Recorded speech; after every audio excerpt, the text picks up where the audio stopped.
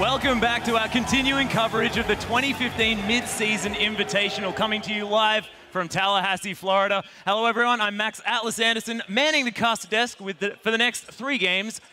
David Freak Turley and Sam Kobe Hartman-Kensler, and it is wonderful to be here with these guys. It is time for our 4th match of the day with Besiktas Esports Club taking on Team Solo Mid. And TSM will be looking to rebound after a very disappointing first game in which they were soundly beaten by Fnatic. And it showed us right away teams preparing for the TSM style. They don't pay any attention to Dyrus. Well, in comes Fnatic, bringing in a carry top laner, camping that top lane repeatedly, crushing that matchup, carrying through Huni. Very good by them. Santorin, we didn't see much of him at all. Yeah. We didn't see any counter ganks, no pressure on the other side of the map. 2 things I want to look for in this series. Yeah, that was a little bit disappointing not to see TSM adapt. But, you know, some things are going in favor for TSM. They're not a team that tilts. They are a team that wins the consecutive games after their first games, usually in best. If only it wasn't a series. I mean, the group stage is essentially a big best of 5. You just play 5 games in a row. That's the only difference. Yeah, whatever, it's fine. But TSM lost the first game of the series, just like the NA playoffs. Now the 4-0 sweep for TSM. It's written in stone. What is the same is the period between games where they get to adapt. They get to go talk to their coaching staff. Yeah, they get to go talk to their analysts, and they can fill up, you know, countermeasures. Come up with countermeasures. Yeah, work out the way to get there. But as the players get ready, Tholdren talks about the determination Besiktas Esports Club is bringing to MSI. The rest of the world thinks that we are gonna do 0-5 in group stage. I mean, lose all the games. But I think we can win 1 or 2. So we will do our best to prove themselves that we are not the underdogs here. Let's review the starting lineups. On the blue side, it's Besiktas Esports Club with, in the top lane, Tholdren, the jungle, Theocles, mid lane is Energy, and AD carry Nadius with the support, Dumbledoge. And of course, coaching for them is Lethleon. On the red side, though, is Team Solo Mid, top laner Dyrus, jungler Santorin, mid laner Bjergsen, AD carry Wild Turtle, supporting Lustboy, and their coach Loco Doco. And man, this is going to be a massive matchup. I'm excited to see whether Besiktas can bring out sort of their mid lane killing strategy and try and get one on Bjergsen this time. I mean, so far, Dumbledoge is coming in with first blooding Faker, killer, a pretty good way to start an Invitational. So if you have that aggression come out again here, it was shown to be the big weakness of TSM. So that is one thing I do think is a point in their favor. Yeah, or, you know, continue on with target bans at Dyrus, throw 3 bans up at Dyrus, and that has also been shown to be, you know, a weak point there for TSM. And really, though, Santorin, if all these bans are going to be going towards mid lane and towards top lane, you know, he's going to have his pick of the litter, and he should have an earlier impact this game. Yeah, and does he pick Sejuani this time instead of the Rek'Sai? Is that a thing? I mean, it really depends what you want to do. I think Rek'Sai is a good early aggressive jungler. We didn't happen to see the ganks come out, but if you look at those sort of top 4, Sejuani, Nunu, Gragas, Rek'Sai is the one you pick for early pressure. I think we can see that come out here. We've seen Santorin do very well in international competition, right? Reigning IEM world champions. And overall, I think TSM still are the big favorites coming in here. It's just a matter of them executing properly, and I think people expect TSM to still win this matchup. Well, that is most definitely true, but we are in a chance to, like, ladies and gentlemen, LeBlanc going to hit the bench first, and Team Solo Mid going to answer back with Tholdren's Rumble, which I can tell you from experience is terrifying. I can't tell you that well. Yeah, no surprise there with the Rumble. Big ultimates coming from Tholdren to get them here to the MSI. And got also removed away from Bjergsen. Again, these guys, a lot of time to be able to research their opponents. You can watch the playoffs, you can watch the last few games of the regular season as well, understand what's common for these guys so far. Bjergsen taking off a lot of playmakers, one of the tried and true ways to try to push down Team Solo Mid a little bit, and it won't be those Dyrus bans. Yeah, so Dyrus should be able to pick up, you know, one of the more comfortable, safe champions that he can take in that top lane and sort of take more abuse without dying. Yeah, and the Urgot ban is interesting to me here as well, aimed mostly at Bjergsen, you could imagine, but Besiktas were sort of used to more playing that against an AD carry playing Urgot. Oh yeah, I don't know if Wild Turtle has learned the champion. We have seen teams grow the champion pools, right? Yeah, Uni brought out Cassiopeia. We saw Urgot come out for the first time as well by Fnatic. So there's certainly growth available to all these teams. They've had a few weeks to grow those champion pools and bring out something surprising. Gragas removed away from Santorin, even though we haven't seen him play the champion yet today. Just Besiktas trying to get rid of what they think is scariest from TSM. Yeah, and Theocles probably looking for that first pick Sejuani as well. He does love to play that champion, and he'll grab that whenever he can. We'll see whether it's going to work out, though, because they may need to have more early pressure. Well, TSM happy to play an objective control game themselves, though, and I feel like Nunu would easily be able to stay in this champion pool and picked up early by Santorin if he wants to. Ari removed away from Energy, so another assassin ripped off the pool there. It's always strange to me seeing a team ban champions that they are comfortable playing themselves. Bjergsen's run a number of Ari games throughout the North American playoffs, but apparently TSM doesn't want to run that champion themselves. I mean, we've seen so many teams target ban Energy with this Ari, and he's kind of a point that teams, especially with middle players like Bjergsen, have been looking to attack. So you take away the Ari from Energy, one of his comfort picks, and see if they can get something. You know, maybe they're going back to their tried and true strategy of, we're going to have Santorin in the mid lane early on, get Bjergsen fed, maybe he's on Assassin or something, and take over the game that way, because that's how they have had a lot of success in the past. Yeah, and this is the thing as well, as in the IWCI Grand Final, that was the massive contested mid lane pick, was that Ari pick. Tokka's on the side of Ince as well was fantastic on that champion, so making sure that they get rid of that, because that was the contention there in the mid lane. But it is going to be Dumbledore on his Morgana, and this guy was doing work on that champion. Likely to see maybe a Thresh there from Lesboy then. He's really trended back towards this champion. But as the first pick is support, they don't have to take away early, and TSM get to have 2 power picks. Dyrus could easily take up Maokai, which he's been a big fan of, or the Lulu as well. So I think one of those 2 will go to Dyrus. Santorin going to get his hands on that Sejuani very early, take it away from Theocles. Don't let Besiktas have any sort of, you know, big AoE crowd control to work with. And of course, a big home crowd here for Team Solo mid. We saw Besiktas win the International Wildcard Invitational off of a home crowd themselves over in Turkey. TSM now themselves enjoying that benefit. They will pick the team fightiest champions there. Sivir and Sejuani picked up.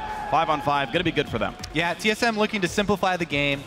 Just get it so they can have a very strong 5 versus 5, get that dragon control, win the early team fights, and not let this game get out of their hands. Yeah, Nadius very much loves to play the Sivir as well, so picking that away from him is a very good idea. We'll see whether he goes back to his Lucian.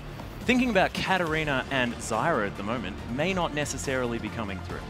Jungle Katarina, less likely. I feel like Theocles Jungle run Zyra, though, that can work.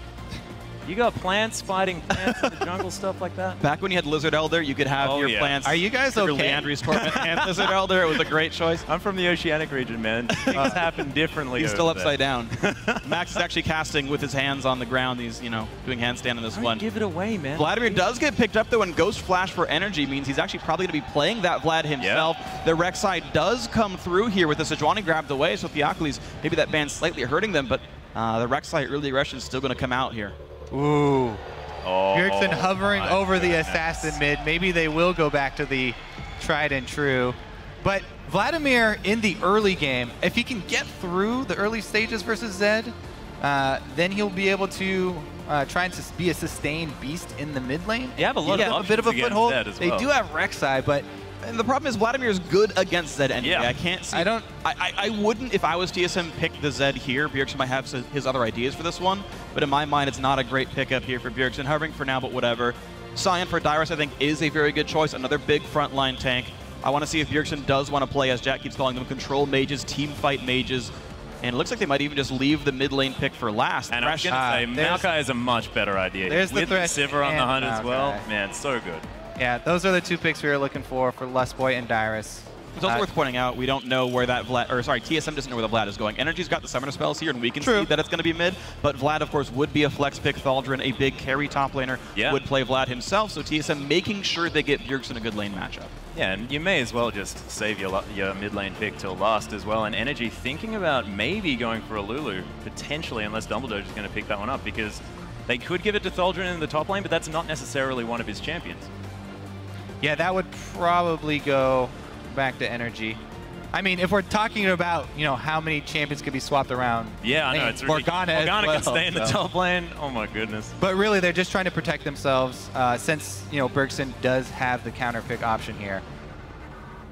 And what is the safest pick? You could say Lulu, probably the safer option here in the mid lane. I mean, Lulu wasn't bad. He did, you know, he was part of first blooding Faker. He almost 1v1 the guy afterwards. Lulu does get picked up in here. And with energy swapping to Ignite, I think that is actually going to be the mid lane Lulu.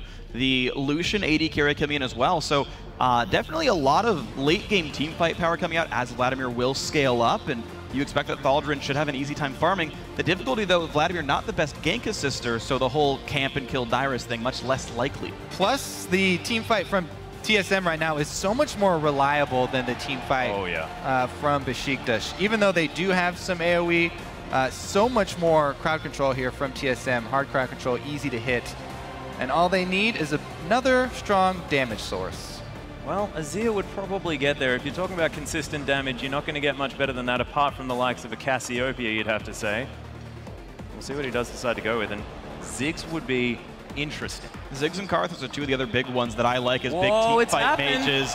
Ziggs is the champion. TSM boatloads of wave clear and ridiculously good team fighting. TSM all about the 5v5 top to bottom. So much AoE damage coming through as well, not to mention Dyrus protecting his whole team. Yeah, I really do like this comp from TSM just because it's so simple and so safe. They have tons of wave clear. They can just hold on, wait for those team fights, force them at the dragon. They have all kinds of AoE. Dyrus on the most reliable teleporter there is. Maokai can easily come in, point and click. There's your fight. Meanwhile, Besiktas, of course, they're going to hope to rely on Thaldrin as they have all throughout IWCI. Vladimir could always become a huge terror. He'd be pretty hard to kill by this comp as well. TSM really not burst enough to like remove Vlad at the start of the fight. All the point and click CC they do have could be Sanguine pooled as well. So that is a player I really want to look for to see if that can carry Besiktas through these team fights. And the thing is, yeah, even if, Vladimir does get strong, and even if they do go for maybe a split pushing strategy with that Vlad, Ziggs is so good at denying split push, being able to cover 2 lanes at once. Yeah, the Mega Inferno Bomb just fantastic. If you don't necessarily have that strong wave control, you just throw your Ziggs sort of halfway between lanes and just clear everything from forever away. It's really frustrating. And that's going to be really hard. Besiktas, of course, a bit of a newer team than TSM, of course. Been around forever. The shot calling generally not going to be as strong for the teams coming out from developing regions. So if you can get an out rotation, like, all right, we got the top turret, and then Ziggs ult comes through, just all the wind comes right back out your sails. Definitely going to be an uphill battle, I think, for the international wildcard team of Besiktas, but there's always a chance they can do it. Team solo mid in front of a home crowd, hoping to pull back from a loss earlier in the day. Yeah, Besiktas also are unafraid to go completely ham against these top-tier teams as well, and it's beautiful to see. All right, well, let's see if Theocles can make some early moves on the Rek'Sai. Well, let's see if most of the team can make some early moves on any lane that they decide to choose. I don't know about Vladimir. He's got a rough time making early moves. Well, we'll see. He might just flash pull someone. Who knows?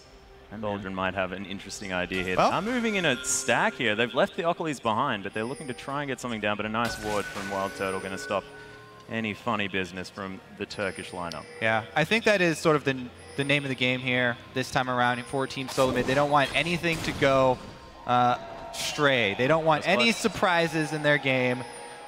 Just pick a bunch of wave clear, team fighting, everybody defensively ward at the opening. They've been able to answer since they saw 4 people invade on red side. They got mirrored wards over on Besiktas red side. Interestingly, Besiktas actually got deeper wards in. They've got one between the tier 2 and the inhib to like look for lane swap positions. Whereas TSM don't really show that they invaded. They just have wards all over the jungle itself to pin down exactly where Theocles starts. Yeah, and their early warding is fantastic as well. It's not the fact that they've all gone in as a stack and sacrificed the top side of the map. They've got early warding to show exactly where Besiktas are the entire time. And Dyrus doing a smart thing as well. 2 saplings under the Raptor camp. Bjergsen's going to toss a bouncing bomb at 155. Get the 3 little mini Raptors. He's going to start the lane halfway to level 2 almost. And an early lane advantage for Bjergsen. TSM don't even have to gank for him to do that. Yeah, and Dyrus is actually going to be hovering on the top side, going to head to lane instead of trying to double jungle. So he's going to go ahead and soak up experience. Once again, we'll see Lucian on the top side. Looks like on the mini-map, he's trying to group up the minions to try and get it to push against him. But by keeping it so far out in the lane, Dyrus able to walk there and soak up experience. Yeah, and Dyrus also on Maokai. I mean, he's able to ranged wave clear with that sapling toss, and of course, Arcane Smash not too bad at that either, especially if you're underneath the turret, so he's not going to be too worried on that champion. We'll see what TSM decide to do, whether they want to be fast pushing. It looks like they're trying to freeze. And the thing is, the texture of these lanes is so much better for Team Solo Mid. Dyrus is not going to be pressured by Morgana for a very long time. The lane is so close to his turret. Meanwhile, for TSM, there's so much threat of Lustboy hooking from from the brush that BJK have to double jungle with their Vladimir, and Thaldrin's going to be held very far down early on. And that is ridiculous as well. Darius actually hitting level 2 before the duo lane, not getting zoned out of any experience there in the top lane. And the thing is for Vladimir too, in double jungling, it really sets him behind in levels, which is the most important thing. He has to get to the point where he can sustain himself in a lane. If he comes out of the double jungle, he has a hard time finding a safe lane to go anywhere. Even though he has a pool, it's still easy to take advantage of an under-leveled Vladimir. Lustboy here, let's see what he's going to do. A little bit of an invade and upset this double jungle. Going for some funny business. Just face checks two people. There's the knockup as well. Thaldrin not going to have any CC for this one. Santorin making his way around. Lustboy flashes out of the way. TSM are going to be safe for now. That was very aggressive by Lustboy. He's only got 100 health left. Chugging the potion. I guess he's not in the worst spot ever since he can chug more potions to stay alive. But, you know, a tactic we've seen TSM use before. This one not executed quite as cleanly. Good quick jungling by BJK gets them the red buff before they can be meddled with. Yeah, I guess the fact that Lustboy was just a little bit late, and of course the smite on the red buff giving Theocles a lot of his health back there as well, being very important to that one, because it could have been, you know, a flay, a bit of help by the red buff might have actually helped them net themselves a kill, but not going to happen. And Energy taking a bouncing bomb in the mid lane, but he's not under too much trouble. He's a loser. All right, so for the first 4 minutes of the game, TSM, while the gold is even, TSM got a substantial experience advantage because they basically had 3 lanes of experience income since Darius has been up here leeching. Right now, it's gotten to the more dangerous stage, though, as Darius is fully extended, and there's a Morgana as the support. Offers a lot more kill pressure. So the next couple minutes, we'll see how Darius fares because now he has a lead over Vladimir, a level lead. And if they're able to, in the next few minutes, swap it back around that 7-minute mark when the turret defense does go down, TSM could have a pretty big advantage. Yeah, there's so not far, really much. you know, Darius didn't get picked off yet. Well, that's the thing. I mean, we're looking at the fact that Darius hasn't been picked off, but they've still left that entire top side of the map completely dark on the side of TSM. They still don't really mind whether he gets camped. Well, that's the thing. It's always a trouble here. You could always chance for that kill. Darius is facing a Morgana. Dark Binding is not easy to dodge without flash from Maokai. Rek'Sai good ganker as well. Yeah, if there's a minion in the range, but look, right, you can see binds like this. Double Doge can now actually completely zone out Darius. TSM chooses to play aggressively. Of course, they can see Theocles, they can see Thaldrin. Nice. And this 2-on-2 is working really well. Yeah, I would have actually expected Double Doge to play that a little bit more aggressively when he had the brush control. Yeah. Darius was really hugging the river without any extra vision and still getting a lot of experience, but a lot of it is due to Theocles having to babysit this Vladimir. As I said, double jungle Vladimir under-leveled. Even if he does go to that lane, it's very hard for him on the bottom lane to sustain even under his turret. So he needed a little bit more babysitting. And the thing is, we're seeing TSM start playing the second half of this lane swap a lot better. Santorin's just running around jungling. He's just getting a bunch of golden experience, taking scuttlers, taking camps down. Theocles, like, sharing XP in a dual lane is not a great use of the jungler's time. We were seeing Lustboy run around and harass the jungle. Thaldrin's getting some CS now, but now it's going to freeze out against him again. And consider the champions that the junglers are on as well. Sejuani loves it when you lane swap. Sejuani versus Gragas or Sejuani versus Rek'Sai, both of those, the Sejuani player is very happy to have the lane swap and have more time to just farm up. She scales much better. Once she gets her level 6, we'll probably see more action from Santorin. The question is, where would that action even go? Because right now, TSM happy to play the game exactly as it is. No real turret pushes. Nice play right there. You can see Thaldrin has to respect how scary this could be. Santorin really aggressive. He's basically 1 versus 3 in this jungle. Gets the camp and gets out. Yeah. Confident counter jungling there without the mid lane pressure. It's the weak side of the map. He shouldn't even be allowed to do this. And he took no damage as well from the early skirmishing jungler. Hook now onto Thaldrin here on the bottom side. Nice boomerang from Wild Turtle, and Double Doge almost getting ignored there. Gets hit by an afterthought auto attack by Wild Turtle. All right, so BJK finally swamps the lanes back into a 2-on-2, but it's a very awkward 2-on-2. So Darius, and generally speaking, I think, yeah, he's already level 6. He's absorbed so much XP that he's actually out-leveled the Lucian, who 50 CS or not hasn't bought any items yet. Darius is more powerful in this new 1-on-1. Darius recalls hiding away. Like, Darius is getting really massive. And you still have a really awkward 2-on-2 of a low-level Vladimir who can't really do much. Yeah, and Maokai as well doesn't mind about being a little bit under-itemed, but he wants those levels, and the fact that Darius has been able to just sit in brushes in the top lane and take all the experience that he wants is huge in this. Mega Inferno Bomb, a little bit early there by Bjergsen. Bjergsen trying to grab everything from this mid lane. He's already got a substantial CS lead. Super huge CS lead. TSM with over 1,000 gold lead purely from CS. And this is what we've been talking about. This is what we were trying to mention at the beginning of the Fnatic game, is the fact that this is what TSM does. They lane swap very, very well, and they get advantages just passively off the map. And actually, TSM can take an advantage right now. Because, of course, Mega Inferno Bomb reveals the area it hits. They saw how low it got Theocles. They know he has to recall. They know he just drew the top side jungle. So Theocles must be running bot side. TSM can push top heavily, taking advantage of that. Yes, Santorin should capitalize because he has hit that level 6 point. This should be the high impact gank. Let's see if Double Doge can pull off a miracle here. Going for it. Puddle, the tick, not quite enough. All right, we do have that 7 to 8 minute lane swap back here for TSM. Wild Turtle's got his BF sword, gonna head up top by himself, and we'll see the early roams from both of these supports. Lost Boy, skin of his teeth, escaping that one. Bjergsen coming through with a nice knock up there. Energy though, ignoring it just a little bit. Bouncing Bomb gonna find him. Dark Binding gonna land there by Double Doge. Like ships in the night, they're gonna pass each other. Well, Lesbo doing a good job of warding. He knows that his team's going to be pushing the top side out pretty soon. It's past 7 minutes. BF sword on the Saber. Turrets can die very fast, especially against an under-leveled Vladimir. So a ward for the gank paths. Make sure Rek'Sai is not going to get up there and screw everything up.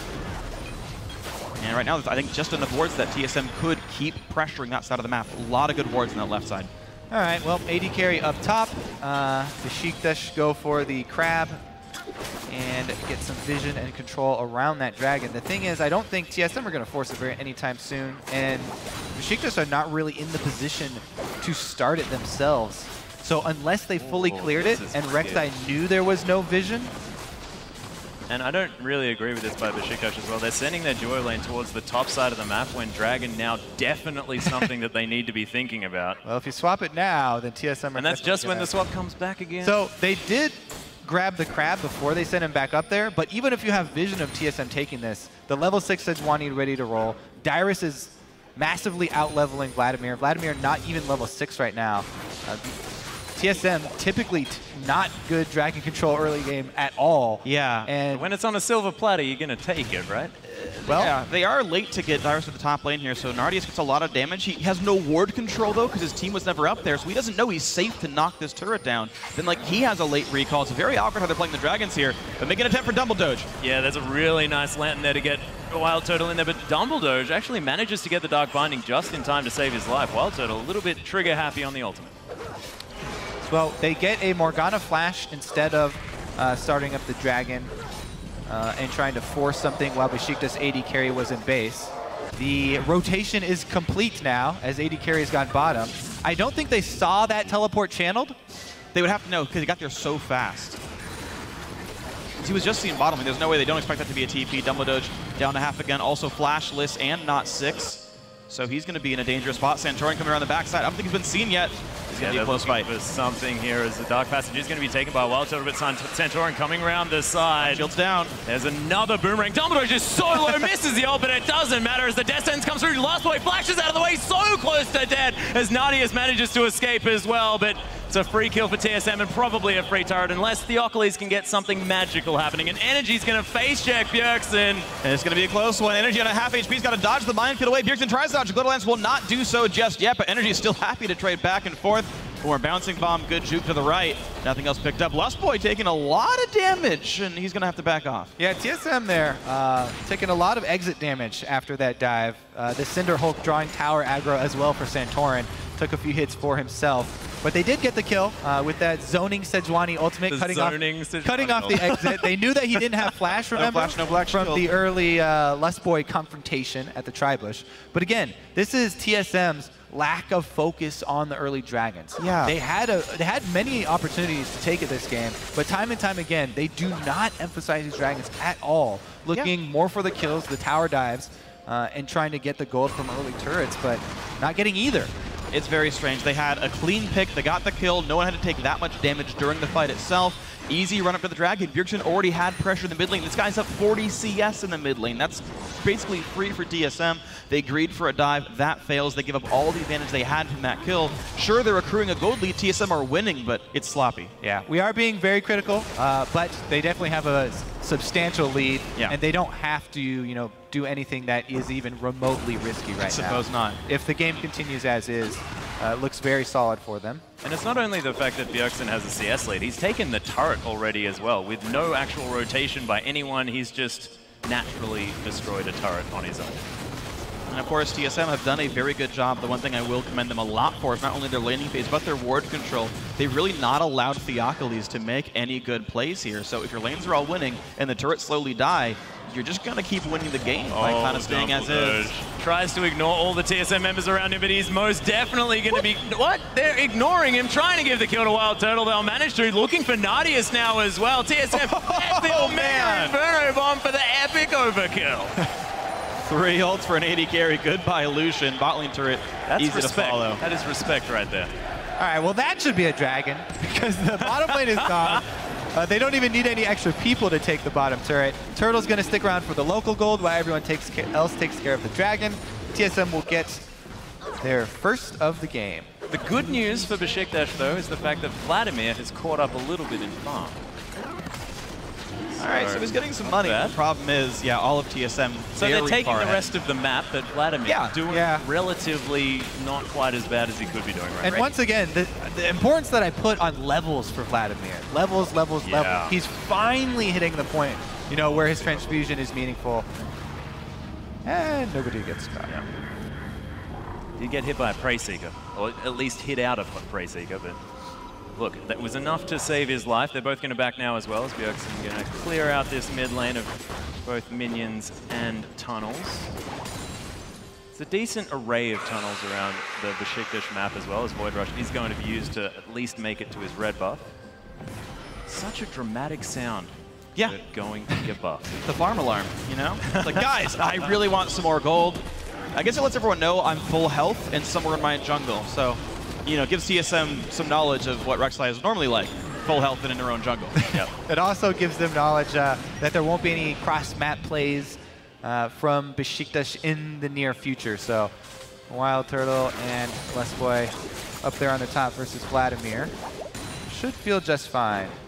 And I like this from Darius as well. I mean, he knows that he probably wants to pick up that Righteous Glory, but going to be sitting on that Spectre's Cowl for a little while as well, making sure that he can lane as well as ever against the Vladimir, and he has been able to. Now it is going to be TSM rotating around, picking up the last outer turret on the map by the looks of things, but Lustboy wants to find someone else to kill. Oh my goodness, lands the death sentence over the wall. Dumbledore able to get a decent Dark Binding, and Theocles going to tunnel his way out over the wall as well. TSM, they deserve to get something from that amazing hook. Well, they should get some ward coverage for it. Yes, that's vision. Beautiful. With the mid turret already down, some deep wards should come in pretty quickly here for TSM. And they're already looking to move into enemy territory. And look, Bjergsen's still here, just able to kill all the minions, the turrets. He's playing PvE, League of Legends. Well, he's got the Athene's Ziggs in the mid lane with blue buff, constant blue buffs as well. So the barrage of bombs should continue, and the mid lane pressure not punished at all by Rek'Sai. Not at all.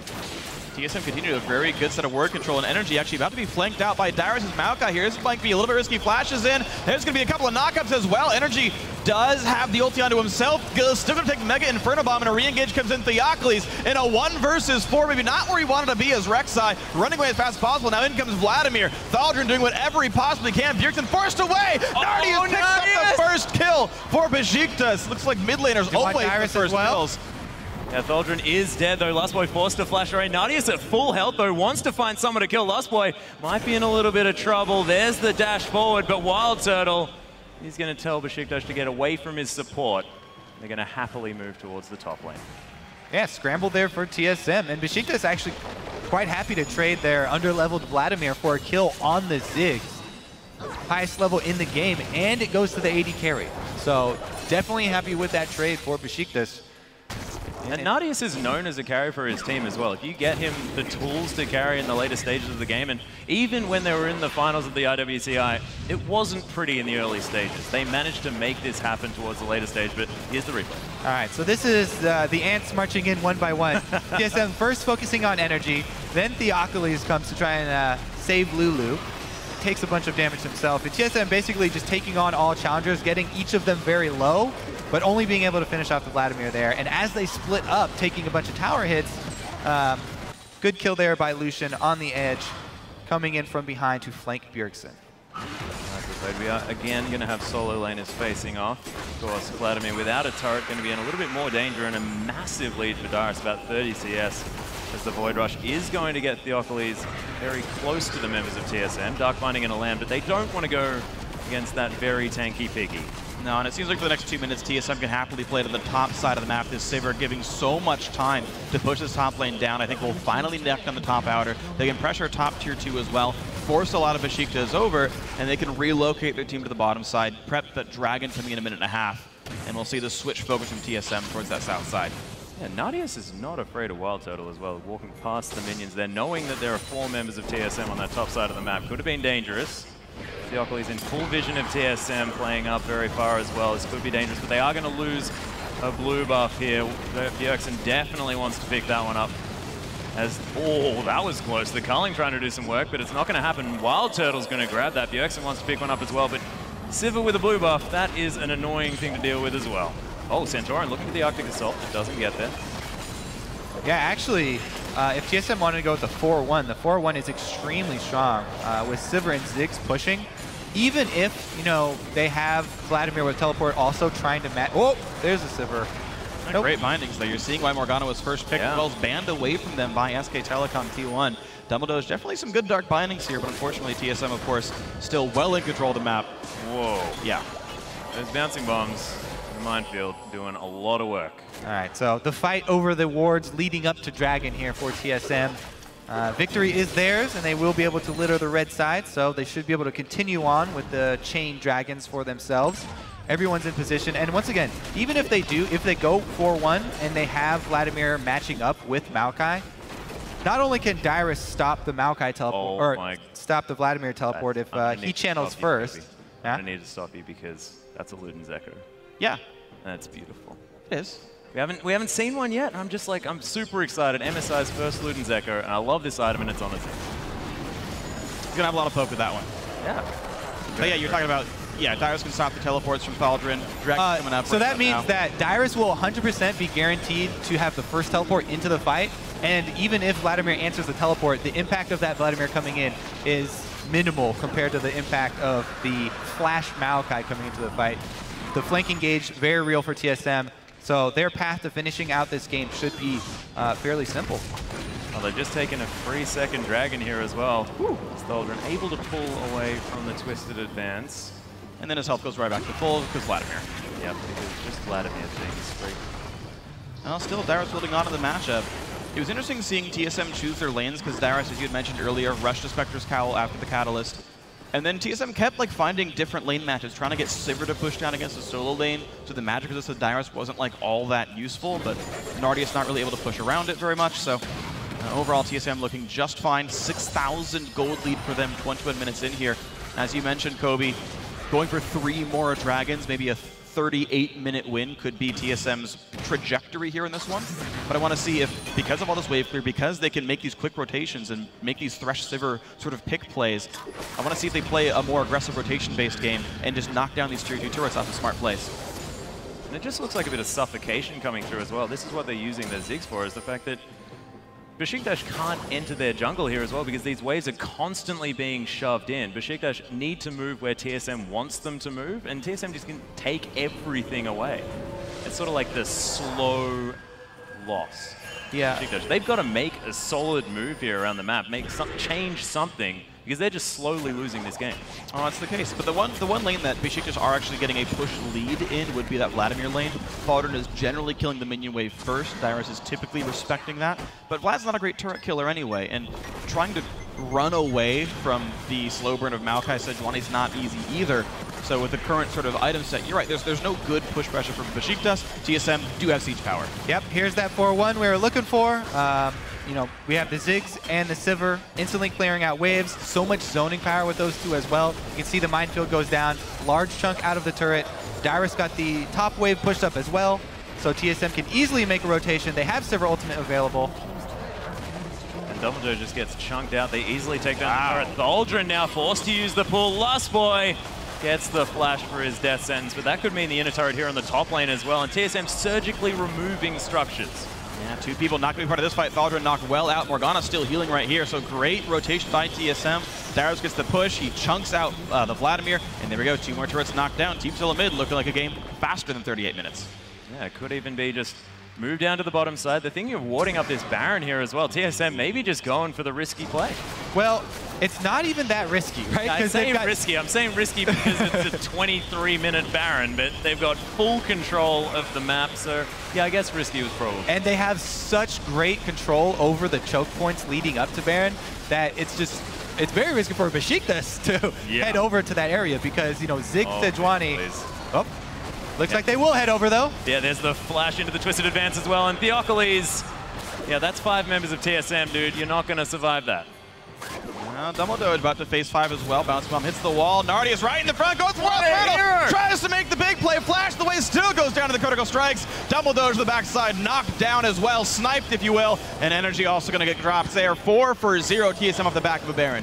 And Thaldren there as well, just asking where all of his mates went. They just died in the jungle. The blue buff going to fall down. Bjergsen picks that one up. Baron buff TSM, only a Vladimir. This is very frightening, and 12,000 gold now the lead. Thaldren still having a good time, though.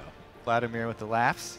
Now, speaking of TSM's trajectory, not only in this game, but for the rest of the group stages, they did have that surprising to some, you know, loss to Fnatic, which was a very crucial opening game for them, and they took it, you know, fairly heavily, immediately retreating to the backstage to go talk that one over. This one, very obviously, wanting to take it very slow, standard, focus completely on objectives, take it step by step.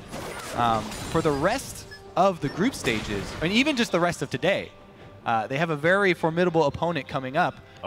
In which they will not be able to play the game this safe because the pace of the game will be much more quick. So TSM, yes, take this win and recover from the early loss earlier today. And we'll see what they come up with for the rest of the group stage here and the rest of today.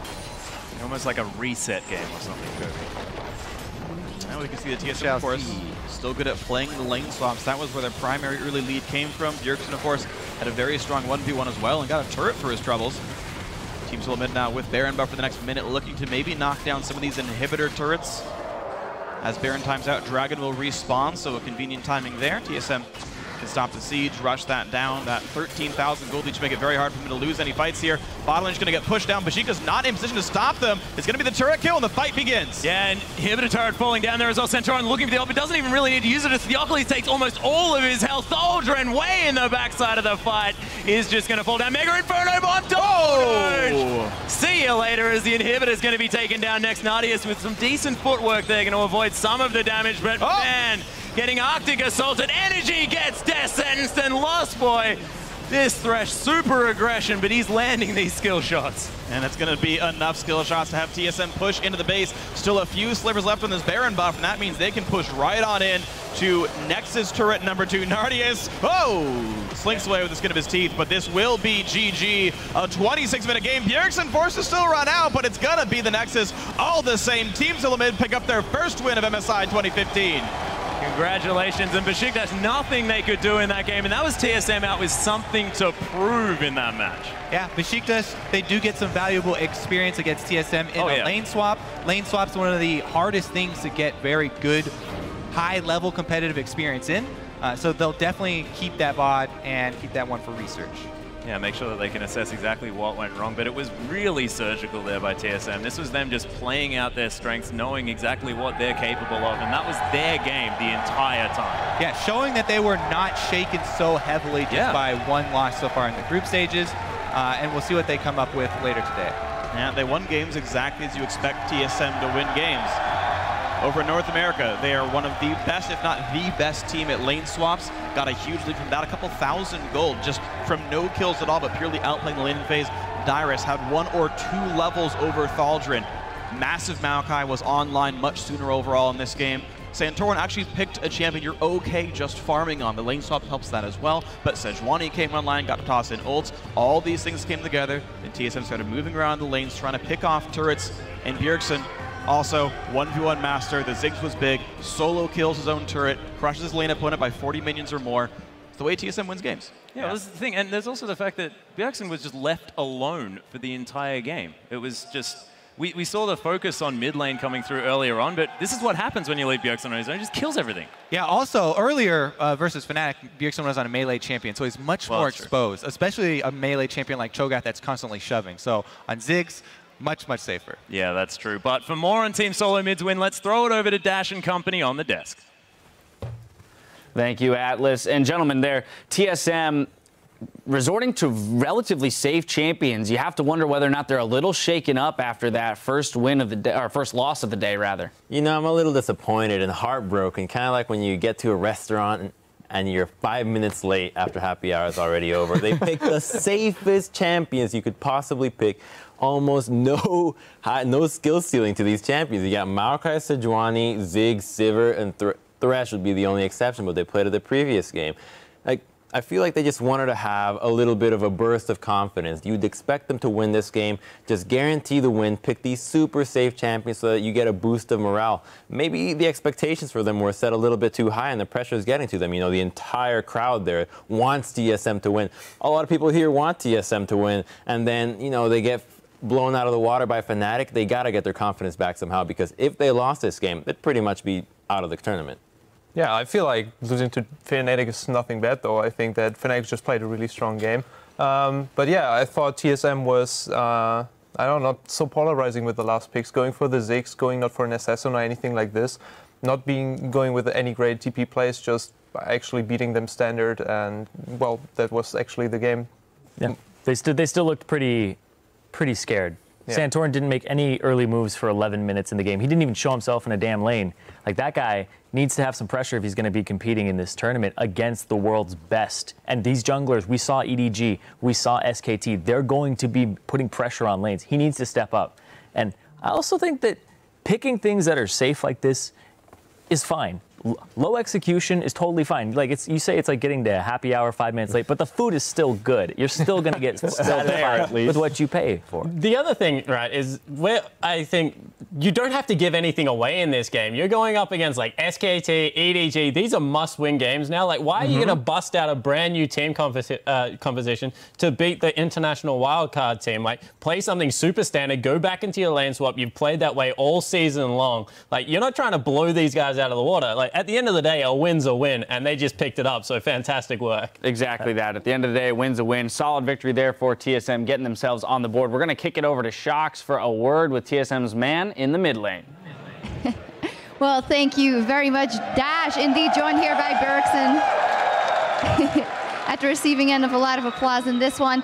And, well, 1-1 so far, and today in MSI, of course, the first thing I have to ask you is about that very first game versus Fnatic. A lot of people, as said, coming in, really pinned you guys as the favorites. Is that maybe one of the factors why you guys didn't perform in that very first game? I wouldn't say it was because we felt like we came in as the favorites. I think we just had some... We tried to pick out Rain over Rek'Sai because he had been doing really well on it, but then he just picked Gragas and he played so well anyway. So I think we kind of came in with the wrong priorities in terms of the pick ban, and then we weren't ready for the Cassiopeia pick, and it was something that Huni just did very well on. So I think next time we play Fnatic, we'll definitely adapt better, but they did better that game for sure. All right, so clear analysis already of everything that didn't go well in this game, in that game, and a very, very good game versus Besiktas. But last game of the day, SK Telecom versus TSM. That is, of course, the one that you're very much looking forward to. How does the fact that you lost that first game change your confidence going into that one, and how much can you guys realistically do? I think SKT, we have a lot better of a feel against them. We watched them play very recently in the LCK finals, and we scrimmed against them here, so we have a better idea of what they play. They may have a better idea of what we play, but I think we'll go in with a lot better planning against SKT, and I don't think losing to Fnatic is going to really bring us down in terms of confidence. We still know we're a good team, and we know what mistakes we made and what we need to change. Right. Is SKT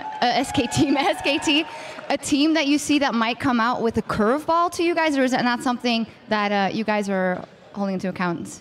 Of course, they can throw a curveball at us, but they're also blue side, so they can't have the crazy counter picks on something like mid lane. They're probably going to be blinding a mid, so I feel like SKT is going to be playing very, very solid, and I wonder what mid they're going to play. Yeah, well, we all are looking forward to that one. Congratulations on that victory, Bjergsen. And as for us, we're going to shoot it back over to Dash and the dudes over at the desk.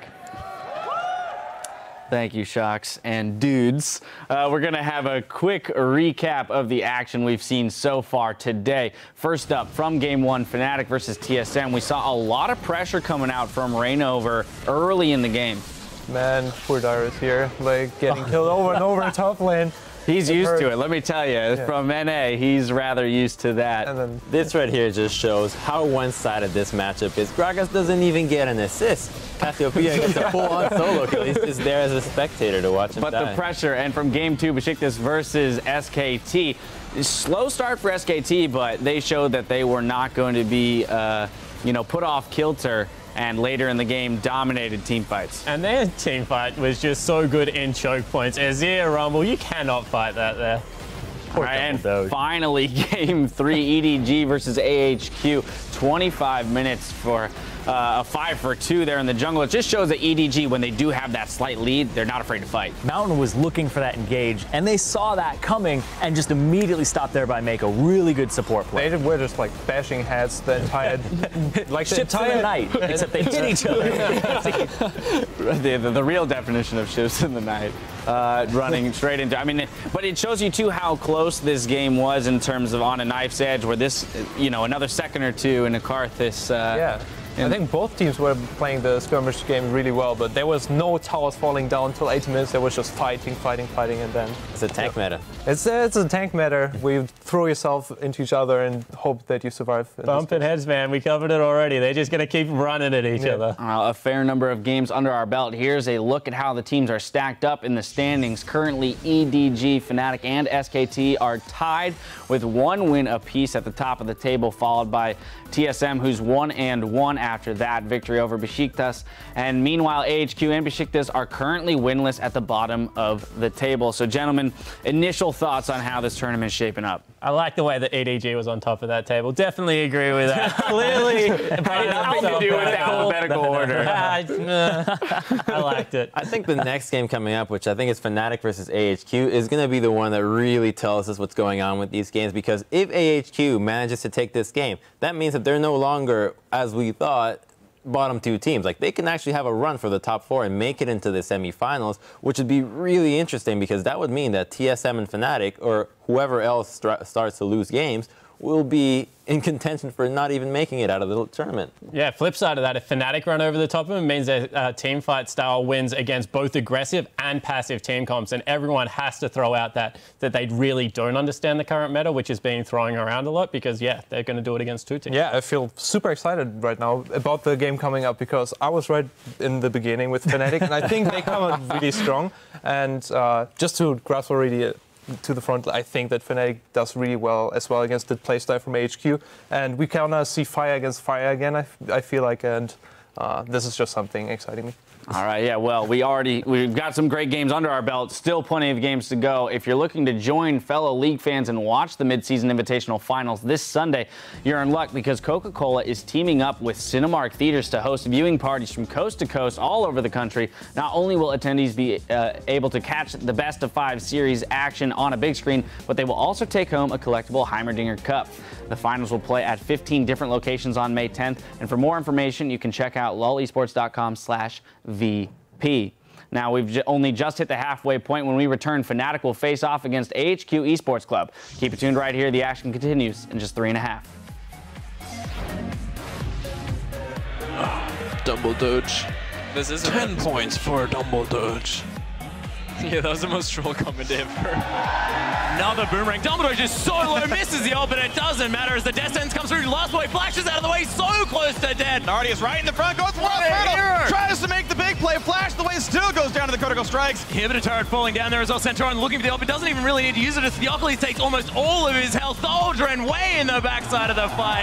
Team Telemid pick up their first win of MSI 2015.